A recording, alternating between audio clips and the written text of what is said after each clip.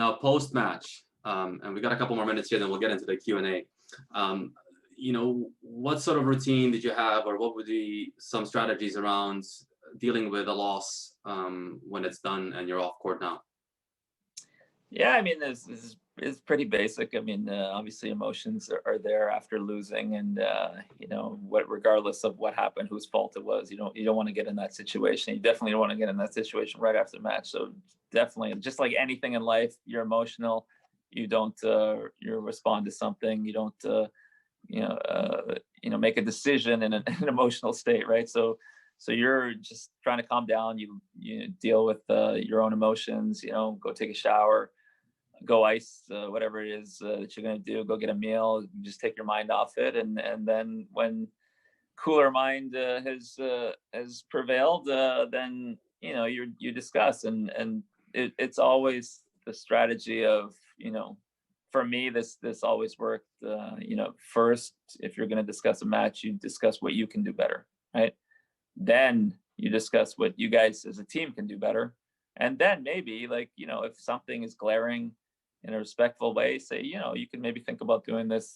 You know, I noticed maybe you're struggling with that. And, you know, that's the challenge. You know, generally people see things one-sided, and they you know, remember the things that their partner messed up on at the end of a match, as opposed to what and this is at all levels again, as opposed to what you did. And again, I tried to stay away from that, but it's not easy. I mean, we're all guilty of it.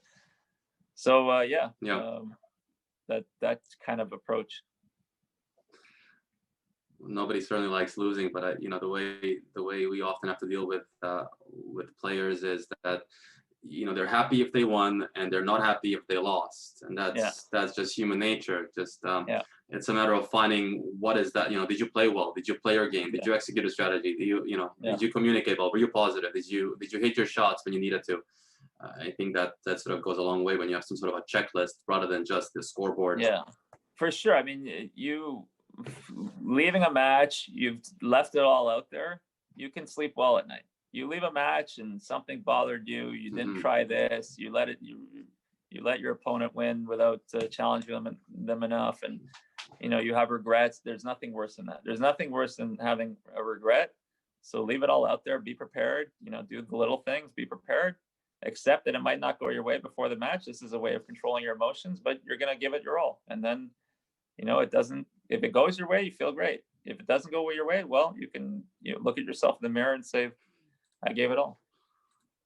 Easy to say, but yeah, it is easy to say. Not always easy when you've lost that match, right? Especially to somebody you didn't want to lose to. Definitely.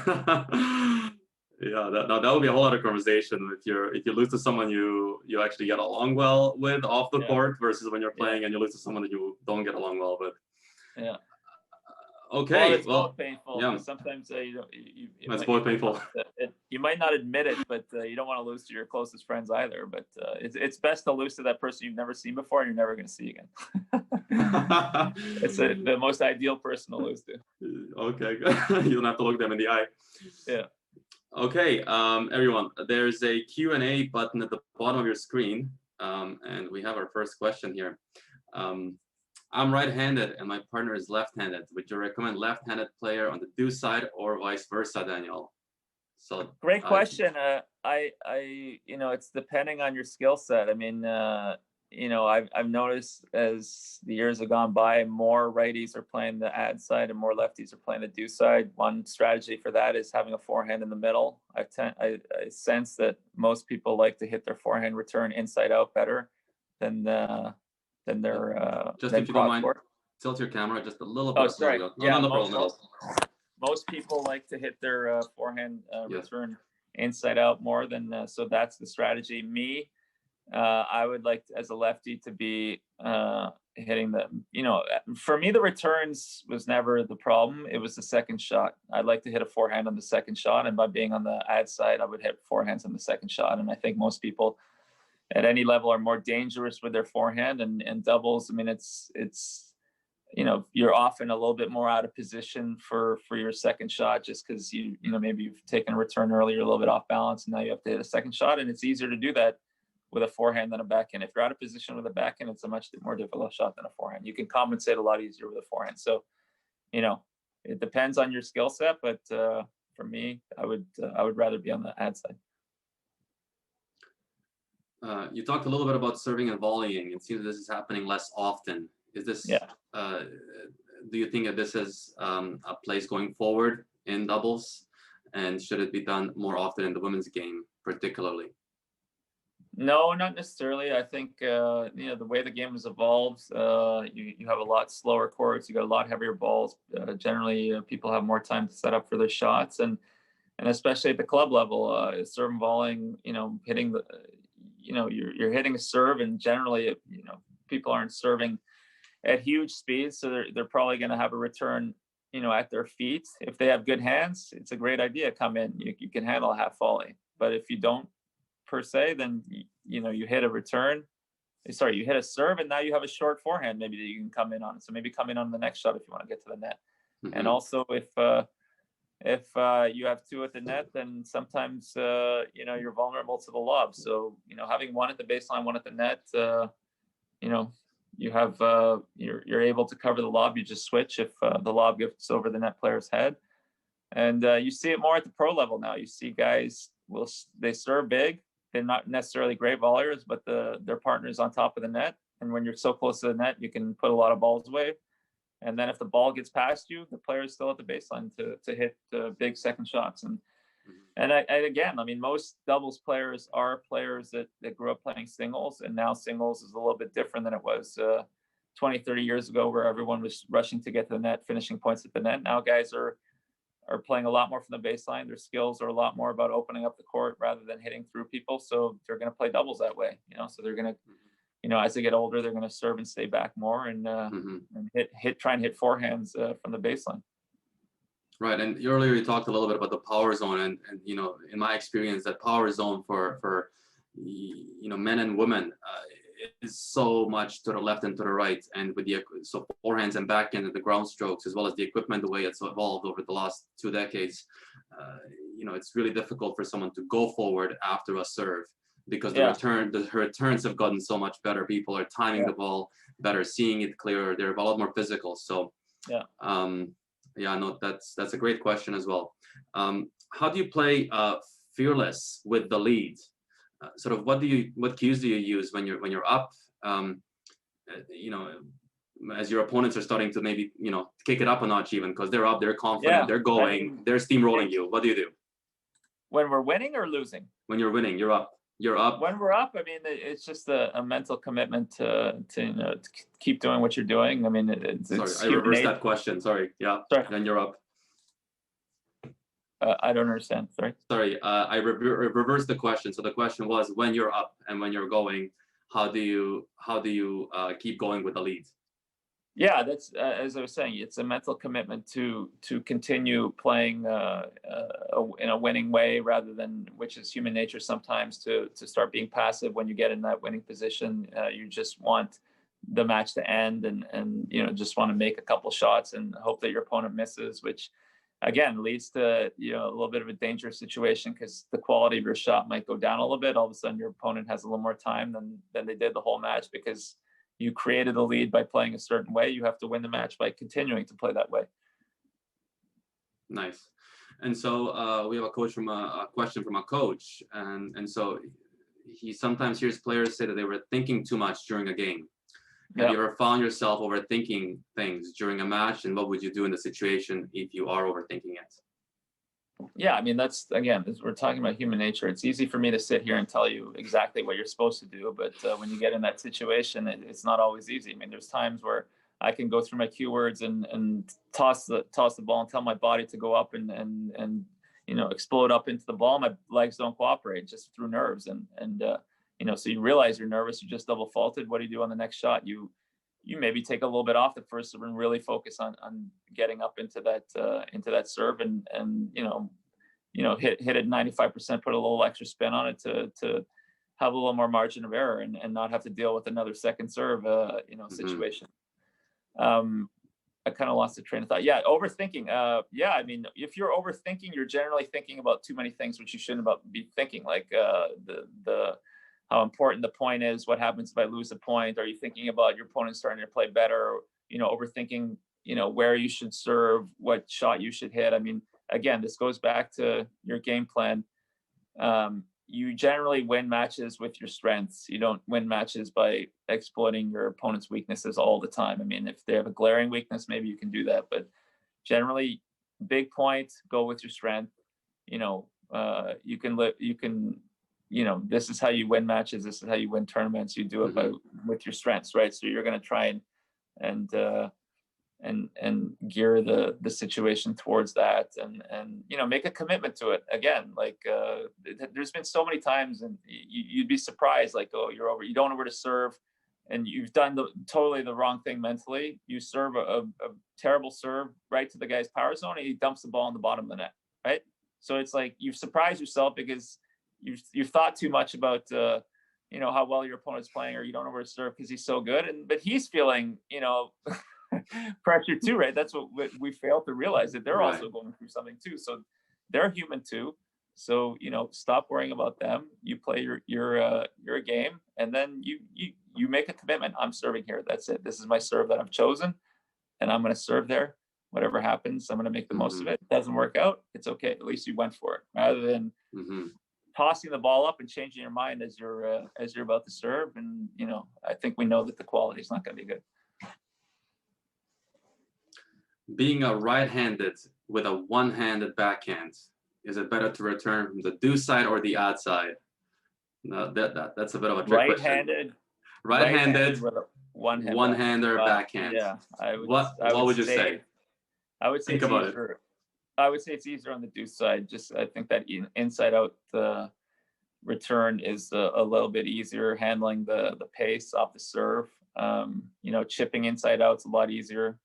It just feels like there's less space to have to hit the ball by the net player. You also have the chip lob, which I think is a little more natural to go back down the line. I think in the body serve that comes into you as a one-hander backhand on the do side, you're able to pull that down the line. That's a little bit of an easier return. On the ad side, again, I mean, you hit it out in front of you as a one-hander, you're gonna hit a crossbar. But if you're not able to, you hit it a little bit late. I just think it's a little more difficult to get it past the net player on the ad side as a one-hander. Right. And the next question sort of leads a little bit into that as well, is what do you think of the lob return as a strategy? After lobbing, is it effective to expect a weaker shot and move in? And how far would you move forward? Well, it depends. I mean, if your opponent's serving and staying back, then they're running over and hitting a ball from the baseline. So you have to be careful about charging too fast, because generally they're going to see what you're doing and they're going to try and dip it at your feet. This is at the highest levels. It's knowing your opponents. But yes, if that's a shot that you're capable of hitting, it's a great shot to use every now and again to get your opponent off the net. And to put your opponent in a little bit of a difficult situation. Because if you're playing a righty that's hit a good tee serve to you, and you chipped it over the net player's head, they're running over to hit a backhand. You've moved in the court a little bit, because you're going to have maybe not a they're not going to hit their best shot, and then you're ready to be aggressive on the next shot. Nice. What are some of the most important qualities to look for in a doubles partner? And we had that question come in a couple of days ago from someone that just saw that we were doing this. And it's a bit of a broad question, but if you could summarize, what are you looking for? I think to complement you in the way you think you are, most capable of winning matches. Like I like to play with players that we're also very good at the net, that we would win at the net. I don't want to play with a partner that wants to engage in long rallies, because I know for me, I don't want to engage in trying to intercept balls in that cross-court rally. So know what your strengths are and try to work around that, and know what your philosophy is as far as winning. I mean, if you like to win at the net, find someone that's very capable at the net to be beside you. If you want to win from the baseline, find someone that's a good baseliner, or find someone that is an athletic guy that is going to intercept balls while you're engaging in your baseline rallies, right? Right. So don't look for someone that sort of has the same qualities as you. Look for someone that can complement Well, what you no, have. it can be the same qualities. I mean, if you want to win at the net and you're looking for someone that's capable at the net, it depends on the situation. I mean, you generally aren't going to win a match, from the baseline, two guys from the baseline in a doubles match and just staying at the baseline. That's Right. not generally going to Right. happen. So as a baseliner, I would try and look for someone that's ready to be all over the net and finish at the net while you're, hitting quality baseline shots. I think, Daniel, that you and I would make a perfect doubles team. Yeah, I mean, if you're an athletic guy and you're going to cover the middle balls and you got good volleys also, and you're gonna come in and we're gonna be solid at the net. Yeah, I think I will take you on that.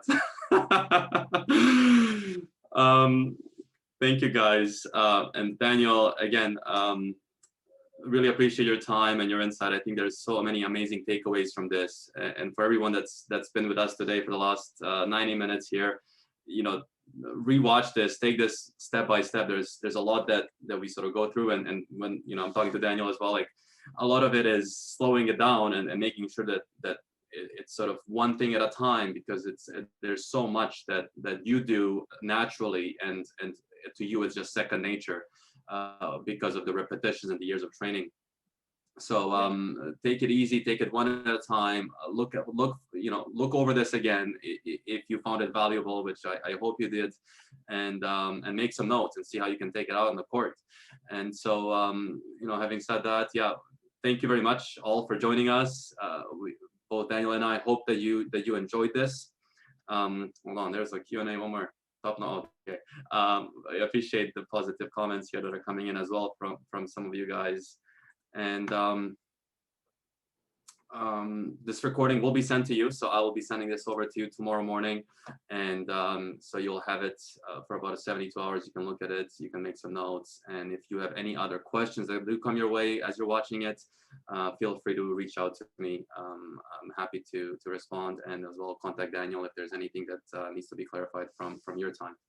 So Daniel, is there anything else from your side? No, thanks for hosting this. It's a time we're not talking to too many people. We're all doing our own thing nowadays, so it's nice to get out there and talk to you and different people about something that one of the few things I know something about. Well, yeah, I was watching a webinar on webinars, and they were saying how it's basically like birds, because the birds sort of create noise to attract someone else, and it's sort of, you don't hear anything back. And so it's certainly a nice thing to do with someone else, where you can talk and sort of chat back and forth while the audience listens in, rather than just one person talking and not hearing anything back. So yeah, thank you very much. I really appreciate your time, as well as everyone that joined us today. We had about 45 of you guys on the call, I think, earlier. Yeah, so it's great that we could share some of this information. If you found it useful as well, it is available as a recording, so we're happy to share. Daniel and everyone else, have a good rest of your night. If you are on our continent, we did have someone from Europe as well, and they should probably go to bed. Have a good night, everyone. Thank you. Okay, thanks a lot. Yeah, thanks, Daniel. Cheers.